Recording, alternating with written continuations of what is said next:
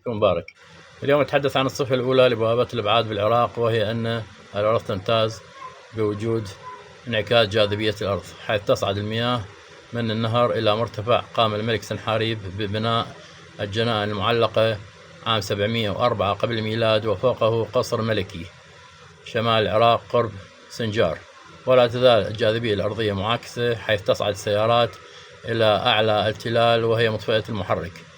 وبعده الملك نبوخذ نصر الثاني عام 600 قبل الميلاد بنى جنائن معلقة في بابل، ومعنى بابل بالأكدية باب الإله، وكانت تمتاز بصعود المياه من نهر الفرات إلى الجنائن، وقربها بوابة أبعاد أخرى. وقد صنفها عالم الآثار والتر أندريه والعالم نيكولا تسلا بعجائب الدنيا السبعة، ولأنها تمتاز بانعكاس الجاذبية.